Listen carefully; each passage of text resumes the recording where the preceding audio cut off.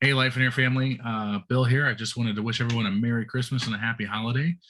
For this 12 days of Christmas, I really wanted to just spend a little bit of time talking about the psychology behind positive affirmations, how they work within our mind, and how that comes to play with our visions. So, for most of us, our visions are written very similarly to the way we would write a positive affirmation, which is positive and present tense, invoke some sort of emotion or feeling. Some of us write that in paragraph form. Some of us write that as bullet points. However you write it, it's all good. But the key is we read that every day, particularly if possible, closest to our subconscious state. So early in the morning or in the evening. But as long as you're reading it each day, all is good. So as we read positive affirmations and we read our vision, essentially that is getting stored in our mind, and we start to program our subconscious. Our subconscious mind holds our truths. What we hold to be true throughout our life is stored in the subconscious area of the mind. The conscious part of the mind is the part that is our conscious reality today. You're sitting here listening to me share this with you, that you're consciously taking that in and hearing me. That's part of your conscious mind. And then there's another part of the mind that isn't talked about quite as much, and that's the creative subconscious. And the creative subconscious's role is essentially just to make sure that our conscious mind matches with our subconscious truth. So our conscious reality matches with our subconscious truth.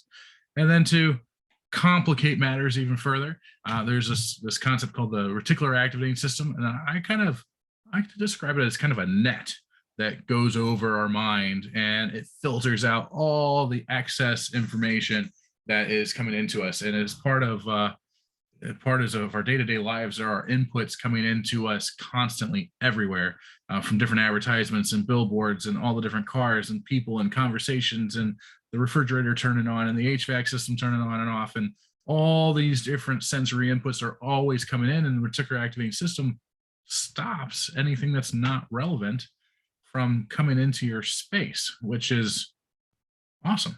It's an awesome thing, but at the same time, since it's filtering out everything it feels is irrelevant to your world, it could technically be filtering out things that are important to you. So as we read our visions each day, we're essentially programming these truths into our subconscious state. Because we rate these down as positive and present tense for a reason. It's because as we program that into our mind, that creative subconscious will start to realize, hey, my conscious reality doesn't match up with what I believe to be true. And so the conscious or the creative subconscious will begin to make your conscious reality match. And it's kind of cool. It's almost magical how it happens, but it does that to essentially keep your sanity, which is something we all want to keep. But more so, that net, that reticular activating system that sits over the mind, is so important. As we read that vision every day, we are essentially saying, this is important to me. Each item on there is a point that is important to you in that moment. And it's almost like tearing a hole in that net, tearing a hole and allowing that input through. So you've probably bought a car, and you bought that Subaru, that red Subaru that no one has, and all of a sudden you bought it and you own it, and you see red Subarus everywhere. Well, they were always there.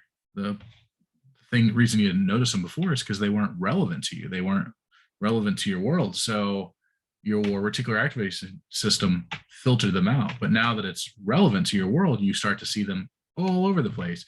You'll probably notice as well, like advertisements on the side of the highway as you're driving, billboards that maybe you got pregnant, or maybe you got pregnant. All of a sudden you're seeing the billboard up there about a birthing center or a midwife, or some sort of information that's relevant. It's not that those billboards weren't always there. It's just that you never noticed them. So reading the vision consistently is essentially a hack to your reticular activating system, because now all these different points of importance to you are opened. So you your brain, the reticular activating system, will allow relevant information that might help you get to that vision faster. It lets it through. And it's not that most of the time that's always been there. The opportunity has always been there. You just didn't see it, or it didn't come through in the way that it does whenever we read our visions. So oftentimes, our first vision, I remember my first vision, I achieved the whole thing. I would say probably 95% of my first vision in about 8 months. Whenever I wrote that vision, it was a couple years, maybe a few years out. And I had it all. And the only difference is that I wrote it down and I was reading it. It became important to me.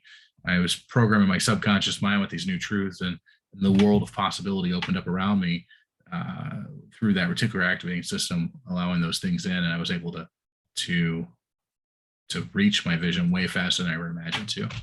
So I just wanted to share with you, make sure you write your vision. And if you're in Lifeonaire, you should already have a vision. If you haven't been, get to one of our Get a Life retreats. One of the best places I personally believe to write your vision.